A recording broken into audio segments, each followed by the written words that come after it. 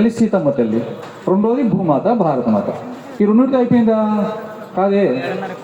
బతకాలంటే మంచిని తాగాల. కాపాడుకోవడం కోసం గంగమ్మ తల్లి, గోదావరి తల్లి, కృష్ణమ్మ తల్లి అంటాం.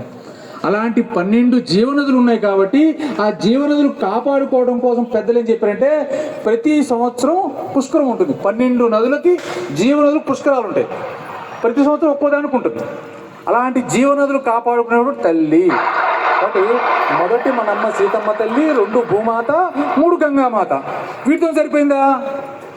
పిల్లవాడు పెరిగి పెద్దవాడే వాడికి ఆహార పోషకాలు ఉండాలి కాబట్టి బర్రెలు పాలిస్తాయి, గొర్రెలు పాలిస్తాయి.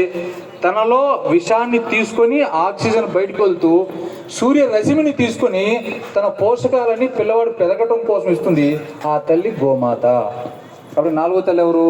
గోమాత. మొదటి తల్లి సీతమ్మ తల్లి, 2 భూమాత, 3 గంగామాత, 4 గోమాత. ఇవన్నీ కొద్దిగా అర్థమైనా తెలుస్తాయి. భారతదేశంలో పుట్టిన ప్రతి ఒక్కరు కూడా అమాయకంగా అమ్మ శుక్రవారం కానీ కార్తీక మాసంలో కానీ ఓ చెట్టు కింద దీపం పెడుతుంది. చాలామందికి ఏమో తెలుస్తుంది, కొంతమందికి తెలియని గ్రామాల్లో కూడా ఆ చెట్టు ఉంటే మనకి రక్ష. సాక్షాత్తు శ్రీకృష్ణ భగవాను జయించింది రుక్మిణీదేవి తన యొక్క ఆ చిన్న ఆకుతో. ఆ తల్లి ఉంటే ఇంట్లో అన్నీ ఉన్నట్టే, ఆరోగ్యం ఉన్నట్టే అని అమ్మ ప్రేమతో తెలిసి తెలియకపోయినప్పుడు కూడా చాలా గ్రామాల్లో తులసి చెట్టు కింద దీపం పెట్టి ఏదైనా అనారోగ్యం వస్తే తులసి చెట్టు యొక్క నీళ్ళని ఇస్తారు. కాబట్టి ఆ అమ్మ తులసి మాత. ఈ 5 తల్లులు లేకుండా భారతదేశంలో ఎవరు బతకలేరు. వాళ్ళు ఎన్ని మతాల వాళ్ళు కావచ్చు, మిగతా సాంప్రదాయాల వాళ్ళు కావచ్చు, కానీ మన పూర్వీకులు మనకి జీవించే విధానంలో అమ్మ లేకుండా ఏం లేదని చెప్పారు. కాబట్టి సర్వం అమ్మదే. కుటుంబం బాగున్న అమ్మ, కుటుంబం బాగలేకపోయిన అమ్మ, పిల్లలు బాగున్న అమ్మ, పిల్లలు బాగలేకపోయిన అమ్మ. కాబట్టి ఈ సందర్భంలో చూసుకోండి, అమ్మ జీవితాంతం ఓపికతో కుటుంబాన్ని నడిపితే అమ్మ సీతమ్మ తల్లి అవుతుంది.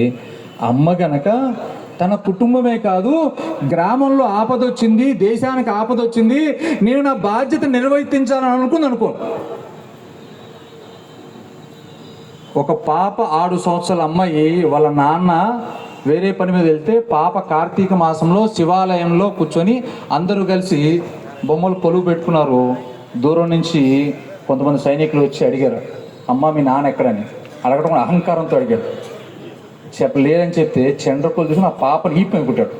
6 దెబ్బలు వేసాడు. ఆ పాప 6 సంవత్సరాల అమ్మాయి చర్మం లెగిచిపోయింది. ఏడుస్తూ వాళ్ళ నాన్న కోసం కూర్చుంది.